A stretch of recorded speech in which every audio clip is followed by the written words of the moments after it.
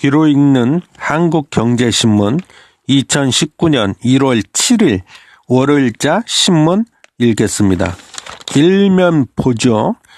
공시가 최고 3배, 5억 이상 주택, 보유세 폭탄.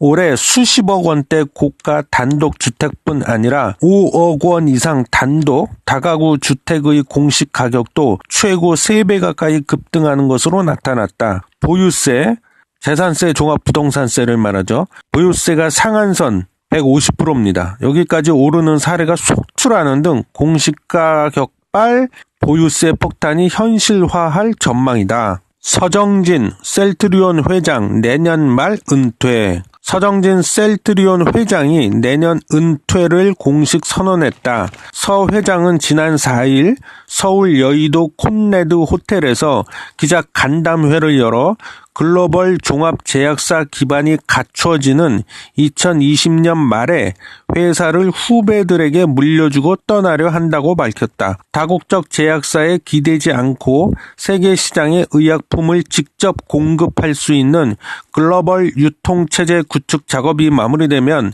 경영 일선에서 물러나겠다는 것이다. 그는 지난해 초부터 세계 40여 개국을 돌며 직판체제 구축을 직접 챙겨왔다. A4면이고요. 파월, 통화정책 바꿀 수 있다. 깜짝 발언. 금리 인상 중단 가능성. 경제가 어떻게 바뀌는지 지켜보면서 참을성을 가질 것이다. 제롬 파월 미국 중앙은행 의장이 점진적 금리 인상 기조를 바꿔 속도 조절을 하겠다는 뜻을 강하게 내비쳤다. 파월 의장은 지난 4일 조지아주 애틀랜타에서 열린 미국 경제학회에서 벤 버냉키, 제넷 옐런 전 의장과 함께한 좌담회에서 이같이 밝혔다. 파월 의장은 통화 긴축으로 이어지는 보유 자산 축소 프로그램에 대해서도 시장에서 문제가 된다면 주저하지 않고 바꾸겠다고 말했다. 미 금융시장은 파월 의장의 이 같은 발언이 알려지자 즉각 환영하고 나섰다. 지난해 12월 연방공개시장위원회 FOMC에서 내놓은 발언과 비교할 때 통화 완화적 정책 결정을 기대케 한다는 점에서이다. 이어서 A6면이고요. 유시민, 유튜브, 내비전, 흥행, 홍준표, 좌파 방송 견제구. 유시민 노무현 재단 이사장이 지난 5일 시작한 인터넷 방송 알릴레오가 흥행몰이에 성공하면서 보수와 진보 진영 간 동영상 경쟁이 본격적으로 달아오르고 있다. 유튜브에 따르면 6일 오후 9시 기준 알릴레오는 유튜브 조회수 175만 회, 채널 구독자 44만 명을 확보했다. 홍준표 전 자유한국당 대표의 인터넷 방송 TV 홍카콜라 구독자 21만 명의 2배가 넘는 수준이다. 응답 거부된 최대 20만 원 과태료. 통계청 새 가계 동향 조사 논란. 통계청의 가계 동향 조사가 코드 통계에 이어 강압조사 논란에 휘말렸다.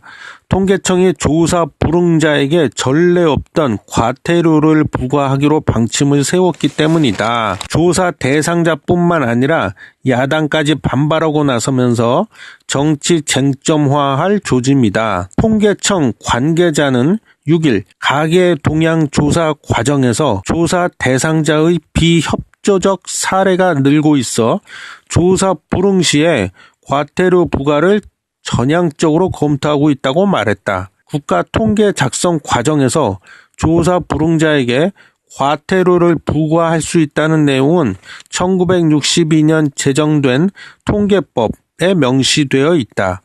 통계법과 시행령에 따르면 통계청은 조사에 불응한 개인 및 가구의 불응한 횟수에 따라 5만 원에서 20만 원의 과태료를 부과할 수가 있다. 하지만 지금까지 한 번도 개인에게 부과한 적이 없는 사문화된 조항이다. 사업체에 대해서도 2013년에야 처음 부과됐다. 국제면입니다.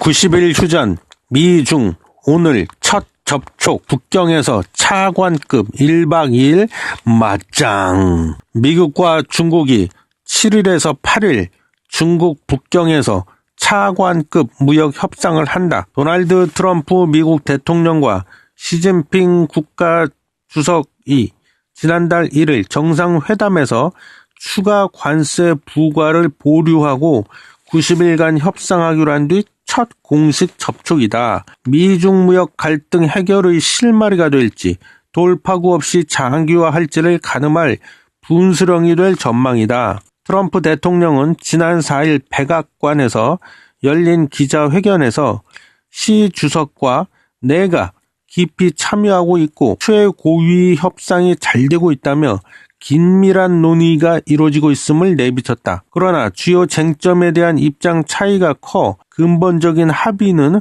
어려울 것이라는 분석도 적지 않다. 미국은 지식재산권 침해 문제를 계속 거론하면서 중국을 압박하고 있다. 레리 커들러 백악관 국가경제위원회 위원장은 블룸버그와의 인터뷰에서 중국이 애플 기술을 빼내갔을지도 모른다고 말했다. 커들러 위원장은 폭스 뉴스와의 인터뷰에서도 지식재산권과 관련해 중국이 변화할 수 있도록 강제하고 시간표를 정하는 것이 중요하다고 강조했다. 빨라지는 모빌리티 혁신, 국내 관련주는 우버와 리프트, 디디 추싱 등 글로벌 차량 공유 기업들의 올해 상장을 앞두고 차량 공유가 세계 증시의 화두가 되고 있다. 이에 따라 국내에서도 관련 종목에 관심이 쏠린다. 우선 카카오가 자회사 카카오 모빌리티를 통해 카풀 시범 서비스를 출시했다. 최근 AJ 렌터카를 인수해 차량 공유 사업에 뛰어들 것으로 예상되는 SK네트워크스도 관심 종목으로 꼽힌다. 이 외에 자전거 업체들도 차량 공유 기업과의 협력으로 시장 확대의 수혜를 누릴 것이란 분석이다. 우버는 지난해 3분기에 약 1조 2027억 순손실을 냈다. 그러나 우버의 상장 주관사인 골드만삭스가 산정한 우버의 기업 가치는 약 135조다. 도요타를 빼고 폭스바겐, 제너럴 모터스 등 글로벌 완성차 업체들의 가치를 크게 웃도는 것이다. 유승우 SK증권연구원은 차량 공유 업체들의 모빌리티 시장 지배력이 우세해질 것이란 의미라고 말했다. 채권 금리 하락이 기회, 7개 기업 이달 회사채 2조 발행. 새해가 시작되자마자 기업들의 회사채 발행이 줄을 잇고 있다. 이달 예정된 발행 규모만 2조 원이 넘는다. 6일 투자은행 업계에 따르면 KT는 3천억 규모 회사채를 오는 15일 발행할 계획이다. 7일 기관들을 상대로 한 수요 예측 결과가 좋으면 발행 금액을 5천억까지 늘릴 예정이다. 한편 CJ제일제당은 약 2조 880억에 달하는 미국 냉동식품 가공업체 슈안스 컴퍼니 인수 자금 조달을 위해 6천억 어치 회사채를 이달에 찍을 예정이다. 현대제철도 차입금 상환, 재원 확보를 위해 3,500억 규모 회사채를 발행한다. 미래에셋대우 3천억, SK인천 석유화학 3천억, NC소프트 1,000억, 한솔케미칼 500억도 회사채 시장에서 1월 중 자금 조달을 준비하고 있다. 최근 채권 금리 하락으로 이자 비용 절감 기회가 생기자 기업들이 연초부터 적극적으로 자금 조달에 나섰다는 분석이다. 아문드리운 OCI 주가가 연초 급락세를 보이고 있다. 작년 12월 한 달간 횡보의 반등이 기대됐던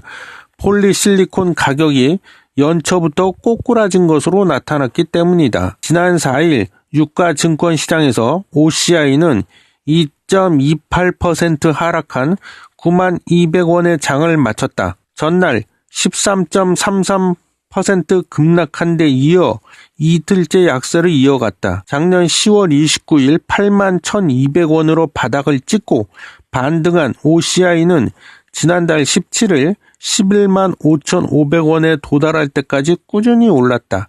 하지만 이후 하락세로 돌아서며 지난 4일까지 21.9%가 떨어졌다. 글로벌 에너지 시장조사 업체인 PV인사이트 집계 결과 지난해 하락세를 거듭하던 폴리실리콘 가격이 작년 12월 한 달간 킬로그램당 9.53달러로 유지하면서 새해에는 가격이 반등할 것이란 기대가 커졌다. 그러나 지난 2일 발표된 폴리실리콘 가격이 킬로그램당 9.26달러로 전주보다 2.8% 하락한 것으로 나타나자 실망 매물이 쏟아졌다. 공급 과잉에 대한 우려도 커지고 있다. 이어서 A29면 보겠습니다. 분리수거, 옥바라지까지 해주는 심부름 대행. 서울 행당동에 사는 직장인 하현식 씨는 요즘 퇴근 후에는 거의 외출하지 않는다. 엄밀히 말해 외출할 필요가 없다. 쓰레기 분리수거와 음식 배달 등 사소한 일거리는 모두 스마트폰 심부름 대행 앱에 의뢰하면 해결되기 때문이다. 하 씨는 가끔 포장마차에서 파는 떡볶이가 먹고 싶을 때가 있는데 포장마차는 배달이 안 되고 추운 날 외출하기도 귀찮아 심부름 앱을 애용한다고 말했다. 배달, 수리, 청소 등 다양한 일을 해주는 심부름 앱이 인기를 끌고 있다.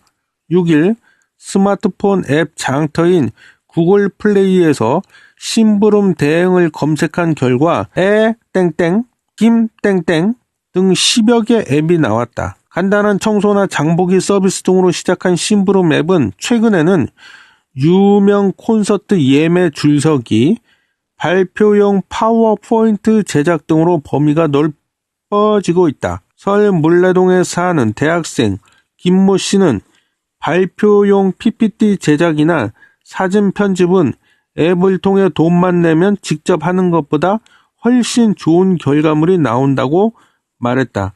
심지어 재소자, 옥바라지도 해준다.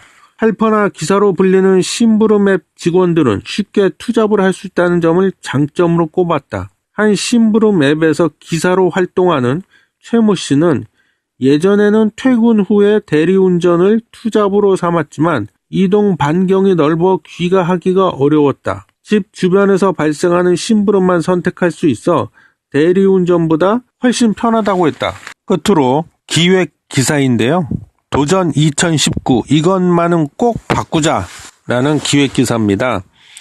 과속 부작용, 세금 땜질은 이제 그만, 친노동 정책 과속 페달 밟은 정부, 탈이 나자 혈세 땜질 덕지덕지, 일자리 안정자금 연말 밀어내기, 정부가 최저임금의 급격한 인상, 근로시간 단축 등 반시장적 정책을 무리하게 추진하다가 탈이 나자 국민 혈세로 땜질하는 일이 잦아지고 있다.